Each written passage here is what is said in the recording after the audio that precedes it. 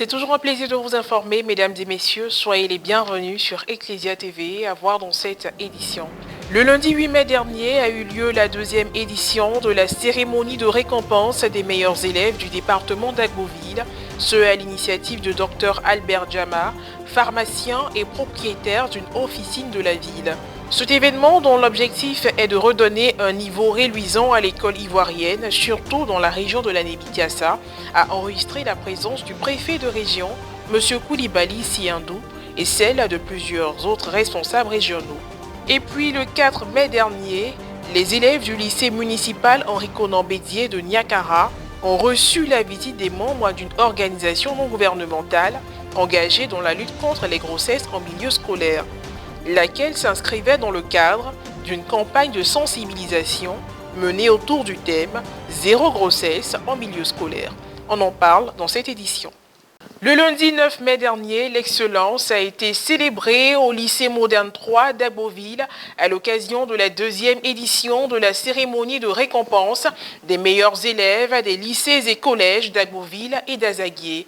Une initiative de Dr Albert Jama, pharmacien et propriétaire d'une officine de la ville, laquelle a été agréée par les responsables régionaux, dont le préfet de région, M. Siandou Koulibaly, qui a brillé de sa présence. Reportage à Frédéric Monet, commentaire Marie Abissier. Lycée moderne 3 d'Agboville. Tradition oblige, les élèves ont exécuté à l'unisson le salut aux couleurs le lundi 8 mai dernier à 7 h du matin, avant l'entame des cours. Fait inhabituel, ce salut aux couleurs s'est déroulé en présence du préfet de région, M. Siandou Koulibaly, et des représentants de toutes les directions régionales de l'administration ivoirienne du département d'Agboville. Pas de doute, c'était un jour spécial pour les meilleurs élèves des lycées et collèges d'Agboville et d'Azaguié, qui ont reçu des récompenses. Cette cérémonie, qui était à sa deuxième édition, a été initiée par Dr Albert Jama, pharmacien et propriétaire d'une officine de la ville, avec pour objectif de redonner une bonne allure et un niveau reluisant à l'école ivoirienne, surtout dans la région de la Nébi-Tiassa. En dépit du fait que ces dernières années, de nombreuses difficultés minent le système éducatif ivoirien, certains élèves, comme les lauréats du jour, parviennent à se démarquer. Ils ont réussi aux différents examens blancs avec brio dans cette localité du pays où, depuis plus de 10 ans, les examens blancs n'ont pas pu se tenir. Le préfet de région, tout en exprimant sa satisfaction face à cette prise de conscience, a exhorté les élèves à se mettre au travail pour devenir des élites. Si vous ne vous laissez pas aller, blaguer par ceux qui vous donnent 25 francs, vous allez être comme la dame.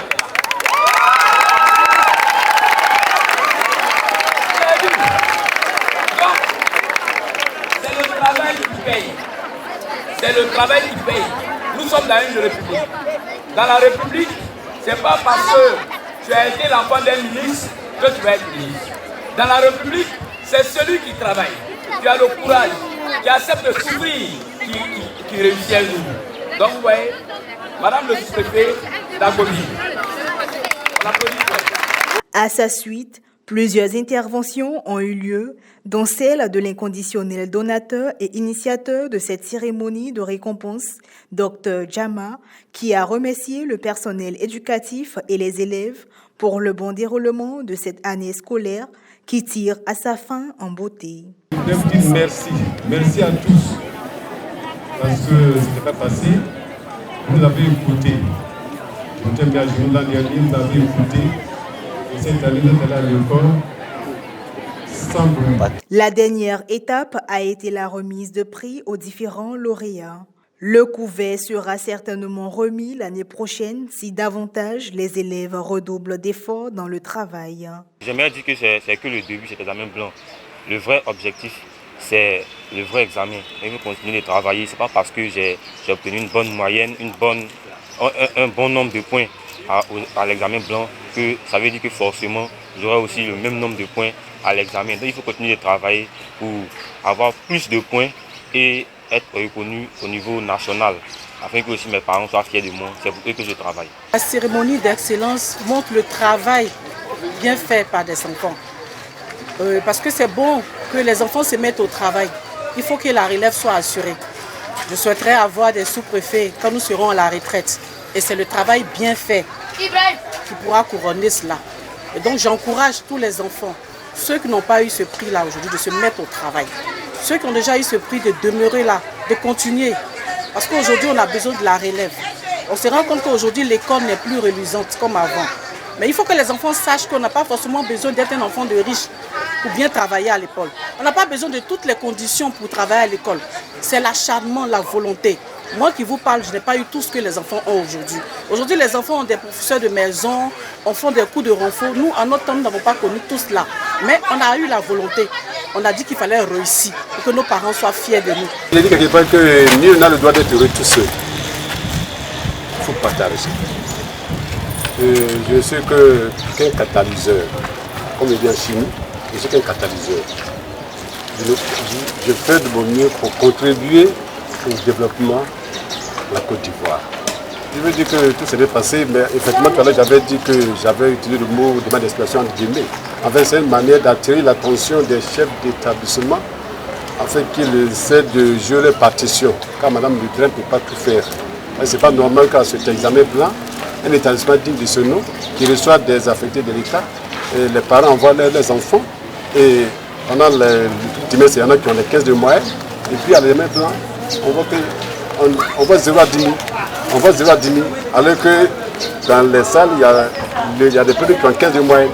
Donc il y a problème, il y a quelque chose qui ne va pas.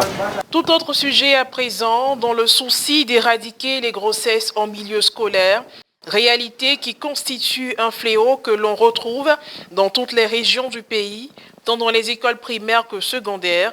Une organisation non gouvernementale de femmes a mené une campagne de sensibilisation le 4 mai dernier au lycée municipal Henri Conan Bédier de Niakara autour du thème « Zéro grossesse en milieu scolaire ».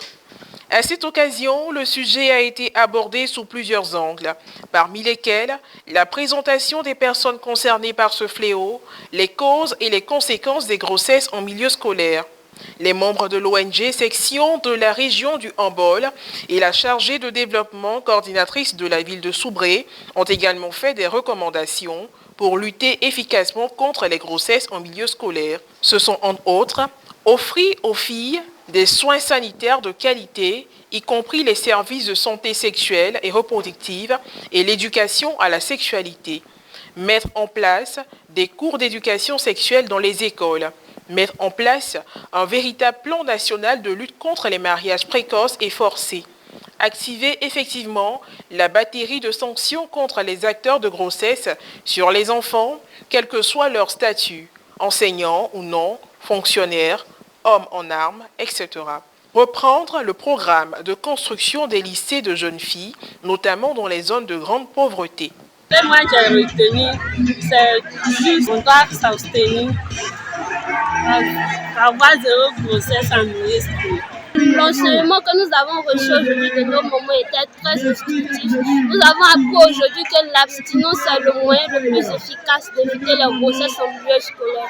Et que même nos parents nous conseillent de pratiquer l'abstinence parce que même le préservatif n'est pas suffisant à empêcher une fille de tomber enceinte. Il faut dire que l'ONG est créée depuis janvier 2020. Elle a 2 ans maintenant. Nos objectifs, c'est d'emmener nos établissements à avoir zéro grossesse en milieu scolaire. Et surtout, nous conseillons à nos jeunes filles de vraiment pratiquer l'abstinence. L'abstinence qui est la meilleure méthode pour pouvoir booster les études, pour pouvoir vraiment réussir dans la vie et devenir des cadres de demain, devenir des leaders et devenir vraiment l'espoir de toute une nation. C'est la fin de cette édition d'information. Merci de l'avoir suivi avec beaucoup d'intérêt. Sur ce, portez-vous bien et à très bientôt.